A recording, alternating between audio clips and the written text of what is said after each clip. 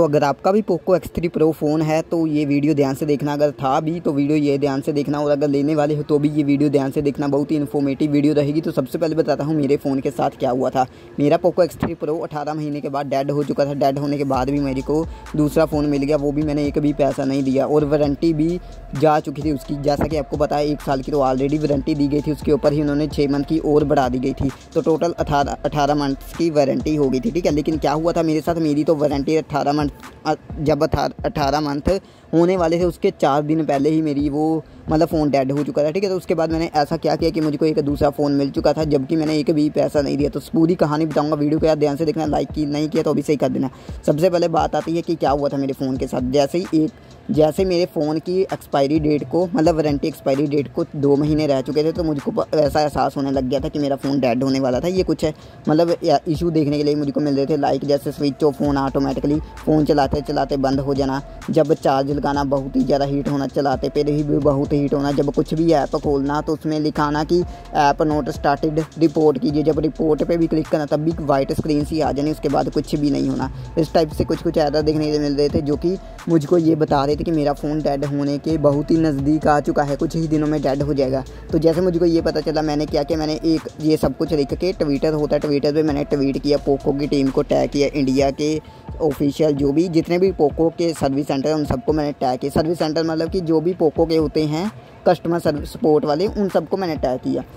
तो टैग करने के बाद उनका मुझको रिप्लाई आया। रिप्लाई में उन्होंने क्या कहा बताऊं, उन्होंने बस यही कहा कि ये सेटिंग कीजिए, आपकी प्रॉब्लम सोल्व हो जाएगी। तो मैंने वो सेटिंग की, उसको करने के बाद मेरी थोड़ी सी प्रॉब्लम सोल्व हुई। तो मुझको लगा कि हाँ ठीक है, चलो इन्होंने ऐसा बता दिया, चलो मैं ट्राई करता। तो हाँ हुई मेरी प्रॉब्लम सोल्व, 100% हुई, लेकिन कुछ हुई, लेकिन वो भी मेरे लिए ठीक ही थी। लेकिन बस वही हुई चार्जिंग वाली प्रॉब्लम, चार्जिंग जो भी होता था हीटिंग मतलब बैटरी ड्रेनिंग, वो भी मेरी प्रॉब्लम फिक्स होगी। ठीक है, तो मैंने कहा चलो ठीक है। लेकिन जब फिर से मुझको देखने को इशू सेम मिलने लग गए, तो मैंने फिर से उनके सपोर्ट की टीम से कॉन्टैक्ट करने की कोशिश की। मैं बस उनको यही कहता गया, या तो आप मेरा फ़ोन को रिप्लेस कर दीजिए या फिर मेरे को मनी रिटर्न कर दीजिए, जो भी। ठीक है, वो कहता है मनी रिटर्न नहीं होगी इस टाइप से। ठीक है, तो वो बस मुझको सोल्यूशन देते गए।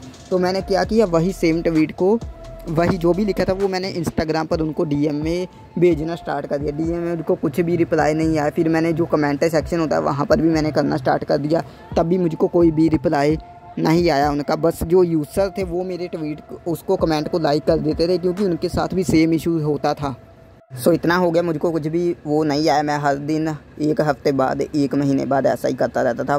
बाकी मेरे पास 2 ही महीने थे, 2 महीने पहले मुझको ऐसा एहसास हुआ तो मैं करता गया, लेकिन मुझको कुछ भी बेनिफिट सा नहीं हुआ। तो फाइनली एक ऐसा दिन आया जब मेरा फ़ोन चलाते चलाते इंस्टेंटली डेड हो चुका था। 4 या 5 बजे थे, मैं चला रहा था फ़ोन। ठीक है, मैं ऐसा नहीं कि कुछ गेम्स खेल रहा था, कोई हैवी टास्क कर रहा था, जैसे नॉर्मली चलाते हैं वैसे चला रहा था। यूट्यूब देखना, ऐसे सोशल साइट्स को चेक करना, तो ये सब मैं कर रहा था। करते करते मेरा फ़ोन जो था वो आई थिंक 55% पे था तब, जब ये सिस्टम हुआ। ठीक है, तो जैसे मैं चला रहा था तो इंस्टेंटली डेड हो गया। डेड नहीं होगा मतलब कि पूरा बंद हो गया। उसको मैं पावर ऑफ बटन को दबाता गया, होल्ड करके रखा। फिर मैं वॉल्यूम अप डाउन ऐसा मतलब जो भी होते हैं दबाता गया, जिससे बूट हो कुछ तो हो, लेकिन कुछ भी नहीं हो रहा था।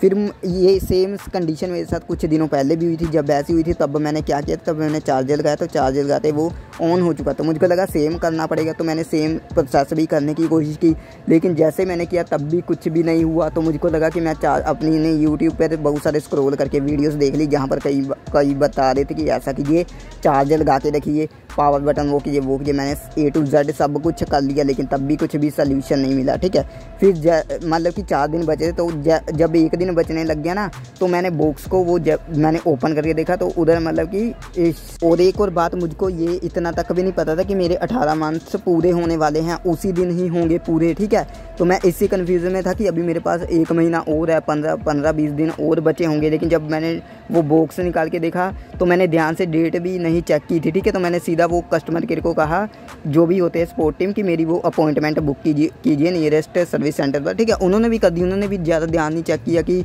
हाँ मेरी जो एक्सपायरी डेट है वो उसी दिन को ही एक्सपायर हो जाएगी जिस दिन मैं कॉल करके अपॉइंटमेंट ले रहा था। ठीक है, तो मैं उस दिन इसलिए नहीं गया क्योंकि 6 बजने वाले थे, तो जाते जाते भी टाइम लग जाता, ठीक है ना। मुझको ऐसा पता था कि उसी दिन होगी, ठीक है। सो इसके बाद क्या हुआ, जैसे ही मुझको ये बात पता चली तो मैंने सोचा कि मैं किसी दुकान पर देता हूँ अपने मोबाइल को। अगर मैं सर्विस सेंटर पर दूंगा तो वो उनका मदरबोर्ड डायरेक्टली बताएंगे कि डेड है, वो डायरेक्टली मेरे से 12,000 रुपये चार्जेस लेंगे और एक्स्ट्रा वो चेक कराने के भी चार्जेस लेंगे। ऐसा नहीं है कि जैसे मैं उसकी दुकान पर गया, मैं कहा कि मेरा ये चेक कर दीजिए, वो फ्री में करके दे देंगे, बता देंगे कि ये दिक्कत है, इतना पैसा लगेगा, वो अलग से चार्जेस भी चार्ज करेंगे आपसे, ऐसा भी सिस्टम है उनका, ठीक है। तो मैंने फिर डायरेक्टली में गया किसी नियरेस्ट शॉप पे जहाँ पर रिपेयरिंग होती है। मैंने उनको फ़ोन दिखाया, फ़ोन दिखाने के बाद उन्होंने कहा कि आपके 2,000 रुपये लगेंगे टोटल, वो आपका फ़ोन रिपेयर हो जाए। 1500 से 2,000 मुझको डायरेक्टली, मतलब कि ज़्यादा मुझको याद नहीं रहा इतना। तो मैंने कहा ठीक है कर दीजिए। तो उन्होंने कहा कल आ जाना, तो मैं कल गया, कल भी नहीं हुआ, फिर परसों आ जाना, परसों भी नहीं हुआ। फिर उन्होंने कहा अभी ना और 500 रुपये लगेगा एक्स्ट्रा। तो मैंने कहा ठीक है जब भी कर दीजिए।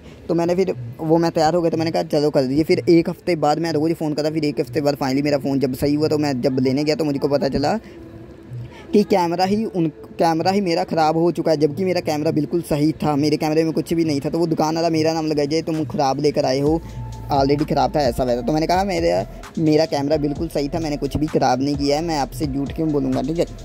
इस टाइप से बात हुई। फिर क्या हुआ उसके बाद मैंने कहा, फिर कहते कि चलो ठीक है आपका कैमरे के इतने चार्जेस लगेंगे। तो मैंने पहले कहा कि नहीं मैं नहीं दे पाऊँगा, मैंने पूरा सही दिया, ठीक है। तो फिर मैंने कहा चलो ठीक है, अगर इतना भी देने पड़ रहे हैं तो मैं दे के अपना मोबाइल सही करा ही लेता हूँ, क्योंकि मेरे को ये फ़ोन सही किस लिए कराना था, चलाने के लिए बिल्कुल भी नहीं। मैं इसको फ़ोन को सेल करना चाहता, क्योंकि अगर मैं एक बार सही भी करा लेता तो अगेन से मेरा फ़ोन डेड होना ही था, ये कन्फर्म हूँ मैं, ठीक है।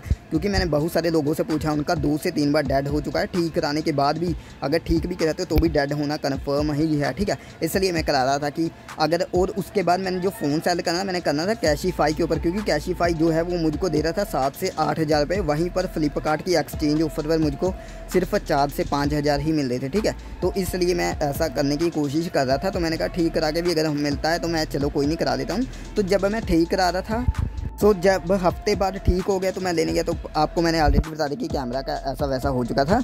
तो मैंने कहा ठीक है चलो कर दीजिए। तो फिर जब फिर से मैं गया अपना फ़ोन लेने, तो मुझको पता चला कि उसमें जो रैम है मेरा 8 GB वाला वेरिएंट था, फ़ोन की रैम 6 GB शो कर रही है, ठीक है। तो मैंने फिर ऐसा कहा, और जब मेरा कैमरा बिल्कुल भी सही नहीं हुआ था तब तक भी, ठीक है। तो मैंने कहा चलो कैमरे के बिना ही अभी दे दीजिए और वो मेरे से प्राइस भी थोड़ा सा कम कर लिया था, ठीक है। तो लेकिन जब मुझे को पता चला कि रैम का ऐसा कुछ है, तो मैंने पूछा, तो वो कहते कि रैम आपकी वो ख़राब हो चुकी थी, तो हमने चेंज कर दी। तो मैंने कहा अगर मेरी 8 GB, आपको 8 GB ही डालनी चाहिए, ठीक है। तो मुझको तब भी नहीं पता चला कि कुछ हुआ है। तो फिर बाद में जब मैंने IMEI नंबर चेक किया तो मुझको पता चला वो IMEI नंबर भी चेंज हो चुका है। तो मुझको पता चला कि फ़ोन पूरा का पूरा अंदर से चेंज हो चुका है, जबकि बाहर से जो भी बॉडी थी वो मेरी ही थी। कैमरे में थोड़ा सा स्क्रैच हुआ था, जिसके वजह से मैं पहचान पा रहा था अपने फ़ोन को, और एक ग्लास गार्ड भी लगा हुआ था, इस वजह से मैंने अपने फ़ोन को पहचाना। और जो रैम थी वो मुझको बस इतना ही लगता था कि रैम चाहे होता होगा, लेकिन मुझको ज़्यादा इसका पता नहीं है कि रैम चेंज होती है या नहीं होती है, क्योंकि बॉडी के वजह से ही मैंने उसको अपना फ़ोन समझ लिया था। लेकिन जब मैंने IMEI नंबर चेक किया तो मुझको पता चला, वो आदमी तब भी मुझको कह रहा था कि तुम अपना डब्बा लेकर आओ। तो मैंने डब्बा लेकर गया, बाद में कहता कि चलो ठीक है इसका हम IMEI नंबर ही चेंज करवा देते हैं, तुम्हारा वाला चढ़वा देते हैं। लेकिन मुझको तो ना पता IMEI नंबर ही नहीं चेंज होगा, पता नहीं होता है नहीं होता, इतना ज़्यादा पता नहीं। वैसे मेरे हिसाब से नहीं होता, क्योंकि अगर चेंज होता तो अगर कोई भी आदमी उसको कहीं से फ़ोन मिलता है तो वो अपना नंबर ही उसका चेंज करवा देगा, तो मोबाइल ही ट्रेस नहीं हो पाएगा। इस वजह से मेरे को पता चला। तो मैंने उसको काफ़ी नेक्स्ट डे जब मैं गया तो वो कहता कि IMEI नंबर ही नहीं चढ़ रहा है।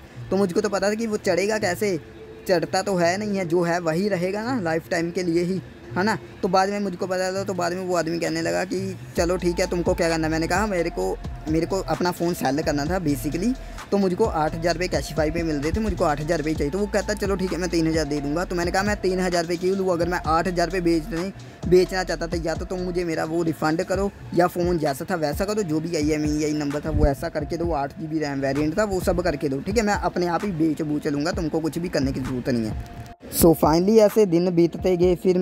फिर मैं उसको, वो मुझको यही कहता था कि हम कोई दूसरा फ़ोन में लाएंगे तब हम एक्सचेंज ऑफ़र के साथ बेच देंगे। तो मैंने कहा ठीक है चलो जैसा तुमको सही लगे वैसा करो।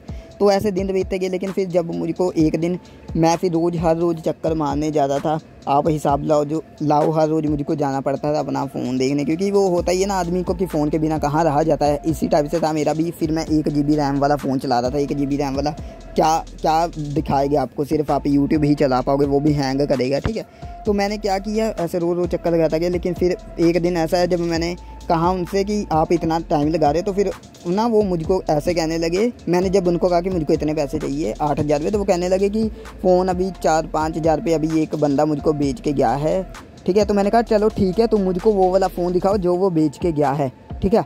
वो आदमी वो भी नहीं दिखाना चाहता था, तो मैंने उसको ऐसे मैंने ज़बरदस्ती करके उसको मैंने कहा फोर्स किया कि मुझको दिखाओ।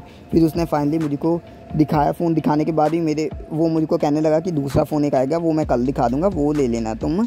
तो मैंने कहा चलो ठीक है, वो अगर बढ़िया लग रहा है, वो वैसे बढ़िया ही लग रहा था, तो मैंने कहा चलो ठीक है वही दिखा देना। तो फिर जैसे अगले दिन वो कहता कि वो आदमी नहीं लेके गया, तो फिर अगले दिन मैं गया, फिर वो आदमी पूछता कि कौन सा है, फिर मुझको एक और फ़ोन दिखाने लग गया। फिर उसके नेक्स्ट डे बाद मैंने उसको कहा कि मुझको वो वाला फ़ोन दे दीजिए जो फर्स्ट डे पे दिखाया था। तो वो कहता ऐसा कहने लगा झूठ कि वो दूसरा बंदा ले गया। तो मैंने ठीक है, फिर जब उसके नेक्स्ट डे आया तो मैंने कहा कि चलो ठीक है, अब वो मुझको फ़ोन दे दो, तुम इतना लेट कर दे हो, इतने दिन हो गए मुझको चक्कर लगाते। तो फाइनली उसने मुझे सैमसंग का एक फ़ोन दिया जो कि फर्स्ट डे पे दिखा रहा था। तब इसको देने पर भी वो नाटक कर रहा था, ऐसा कह रहा था कि इसकी स्क्रीन बंद हो जाएगी, गारंटी नहीं दूंगा, वैसा। तो मैंने कहा चलो ठीक है, मैं तब भी इसको कह रहा था कि गारंटी दो। तो मैंने फिर नहीं दे रहा था, मैंने कहा ठीक है कोई बात नहीं। तो ये जो मुझको फ़ोन दिया उसने मेरे पोको X3 Pro के बदले दिया है उसने सैमसंग A52 ऐसा फ़ोन दिया जिसको आप गूगल पे सर्च कर सकते हो कौन सा फ़ोन मिला। इस तरीके से मैंने अपना फ़ोन को एक्सचेंज किया। और एक और बात बता दूं, मैंने कुछ भी चार्जेस नहीं दिए थे उसको, वो मेरे से मांग भी रहा था चार्जेस की इतने पैसे लगेंगे, तो मैंने नहीं दिए। और एक और बात बता दूँ, इस फ़ोन की जो डिस्प्ले है वो भी चेंज हुई है सैमसंग की, जो उसने मुझे दिया, ठीक है। तो मैंने कहा चलो चेंज है ठीक है, लेकिन फ़ोन तो मुझको चलता एक मिल रहा है ना, जबकि मेरा फ़ोन तो डेड था, कुछ भी था। और पोको को मैं सेल करना ही चाहता था, मैं रिपेयर करके भी नहीं चलाना चाहता, क्योंकि वो ऐसा ही फ़ोन है अगर आप रिपेयर भी करा दोगे उसने डेड होना ही होना। इस वीडियो से आपको यही पता चलता है कि पोको का फ़ोन डेड होगा ही होगा, वो बस एक रेयर सा केस होगा जिस पे डेड ना हो। मुझको भी मेरा फ़ोन एक रेयर ही लग रहा था, जैसे इसने